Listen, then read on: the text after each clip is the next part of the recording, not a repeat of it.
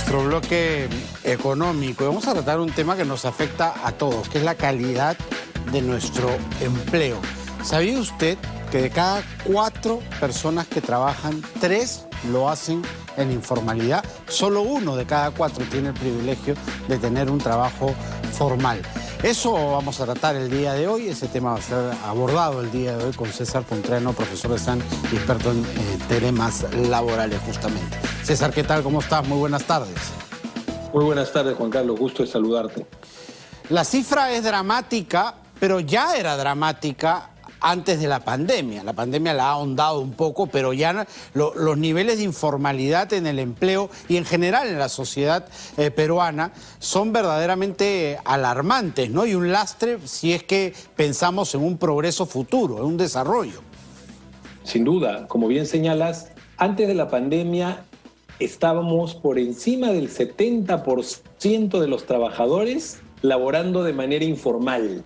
Es un lastre que venimos arrastrando como país desde hace muchos años y esto nos coloca también entre los países con mayor informalidad de la región. Es decir, no es nuevo. Claro, lo terrible es que la informalidad ha subido en más de 5% al cierre del 2021, pero como tú bien señalas, ya estábamos mal. Y un tema importante para los televidentes, Juan Carlos, es que es diferenciar entre en lo que es el empleo informal, ¿ok? Y, digamos, la informalidad dentro de lo formal, porque aunque no lo crean, hay muchas empresas formales que tienen trabajadores fuera de planilla o que les pagan a los trabajadores parte de su remuneración fuera de planilla, es decir, dentro de lo formal también hay informalidad. Pero este 77% casi de informalidad a que se refiere el INEI, más bien está, digamos, detallando a aquellos trabajadores que no tienen ningún derecho laboral y que probablemente sus empleadores tampoco tengan RUC ni paguen impuestos, ¿no? Es un sector absolutamente informal de la economía.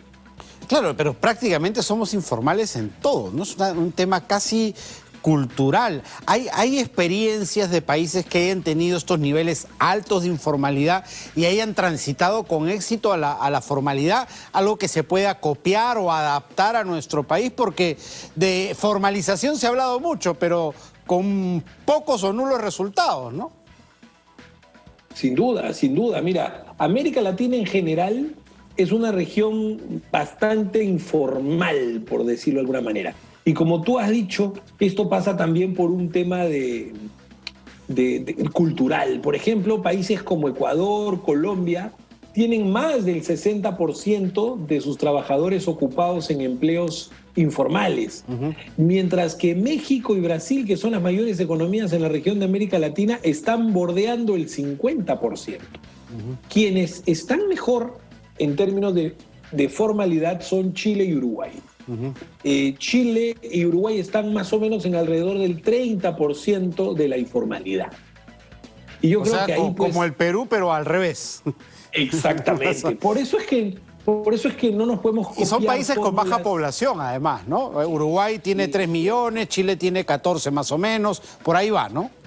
Es correcto. Por eso es que decía, no podemos copiarnos recetas en automático de otras economías, porque hay cuestiones que honestamente, estructuralmente son diferentes. Una que tú acabas de decir muy bien, que es la cantidad de población, el tamaño del país, las culturas, ¿no? Nosotros somos un país pluricultural, ¿no? Entonces, todo eso influye, sin duda, en la alta tasa de informalidad. La geografía también, ¿no? Tan complicada. Tan complicada que impide, por ejemplo, parte de la formalidad pasa por tener mejores vías de comunicación. Claro. Es muy distinto pensar, pues, tener buenas carreteras en un país como Chile, Uruguay, que como Perú, que tienes que cruzar la cordillera, ¿no? Entonces, sin duda, son factores a considerar. Correcto. Sin embargo, y recogiendo tu comentario previo, yo creo que es una tarea absolutamente pendiente, no solo de este gobierno, sino de los últimos gobiernos que hemos tenido, Juan Carlos, porque la informalidad tiene que atacarse o enfrentarse, pues, desde múltiples perspectivas, ¿no? El tema laboral no es el único.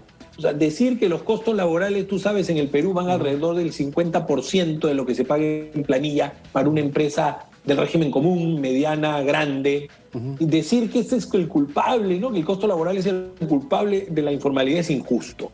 No solo es el tema laboral, el tema tributario, ¿no? Las tasas fiscales son muy altas, tenemos también una excesiva burocracia administrativa al momento que una empresa quiere abrir un local, quiere sacar un permiso de funcionamiento. Yo creo que todo eso juega en contra del empresario.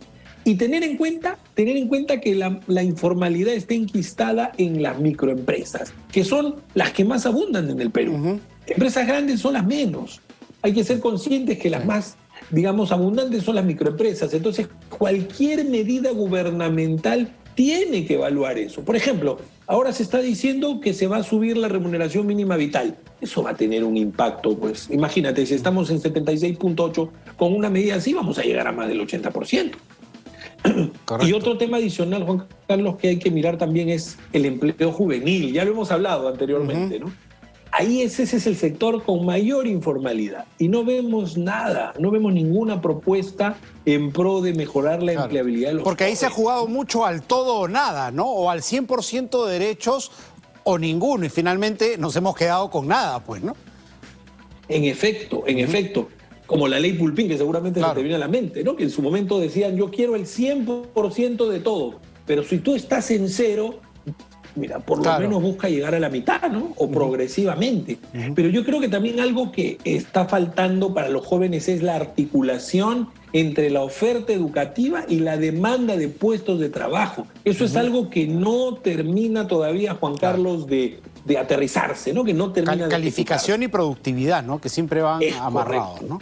Es correcto, y nuevas tecnologías, ¿no? Hoy día la tecnología tiene que estar al lado de la educación de todas maneras. Claro, y además tenemos este fenómeno, y tú lo mencionabas al inicio de la conversación. Todos tenemos amigos que han sido emprendedores en algún momento, que empezaron en la informalidad, pasaron a esta situación mixta que era la que tú reseñabas, un poco de formalidad y un poco de informalidad, porque 100% de informalidad no lo sostenía en ese momento inicial, y luego los que llegaron ya a una etapa más desarrollada de la empresa, poder formalizarse totalmente. Pero ahí el Estado no ayuda mucho, ¿no? Y si vemos desde el otro lado, también desde el contribuyente, tampoco ayuda mucho, porque los servicios que da el Estado son de malos para abajo, pues también, ¿no? A cambio de nuestros impuestos. Sin duda, sin duda. Tú pides, o el Estado pide que la gente pague más impuestos, que las empresas se formalicen, que contribuyan, pero no ven pues una compensación, una retribución de parte de ello, ¿no? Entonces, yo creo que tienen que haber más incentivos.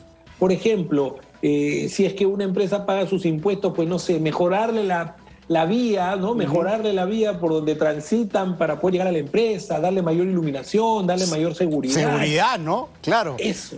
Porque si yo pago impuestos para que se mantenga con los sueldos a la policía, también no voy a esperar tener que pagar el vigilante particular, las cámaras de seguridad y todo lo demás, que son costos para la empresa, para estar seguro, porque con lo que pago a la policía, pues sencillamente no alcanza, ¿no? Sin duda. Yo creo que acá hay un tema de incentivos, es decir, incentivar al empresario, al microempresario en este caso, a hacerse formal. ¿Por dónde? ¿Cómo? ¿Por dónde? Exacto. O sea, la receta es una receta compleja, no hay una receta única, pero yo creo que es muy importante ser graduales, ¿no? No ponerle pues de golpe todas las tasas tributarias, laborales, todos los sobrecostos, porque eso van a preferir quedarse en la informalidad. Eso. Y lo segundo, evaluar un borrón y cuenta nueva, porque claro, tú tienes un empresario que probablemente esté muchos años en la informalidad sin pagar impuestos, sin pagar beneficios laborales, pues o bien le condona la deuda tributaria y le das un cronograma de pago, por ejemplo, para lo laboral, o algo por el estilo, pues que realmente él sienta que al cruzar la línea hacia la formalidad no se le van a venir de golpe pues todos los costos, ¿no? Claro. Porque al final del día, Juan Carlos, esto no es que tú sacas una norma y ya los empresarios hacen cola para formalizarse. Tienes que convencerlos. Y además, este microempresario que decide dar el paso va a ver que su vecino de repente sigue en la informalidad y gana más que él. Claro. Entonces, él tiene que recibir algo a cambio también para poder hacerse formal. Además, de repente, pues resulta más inteligente cobrar un sol a 1 millón de contribuyentes que quererle cobrar 10 a 100.000, ¿no es cierto? Sin duda, ampliar la base fiscal es fundamental también, sin duda. Perfecto, César, un gusto como siempre conversar contigo. Muchas gracias por atendernos.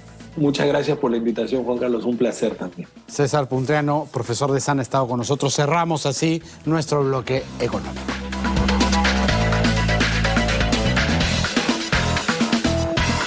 Y aprovechamos siendo las 3:52 para hacer una pausa, la última del programa. Volvemos todavía con mucho más, no se muevan.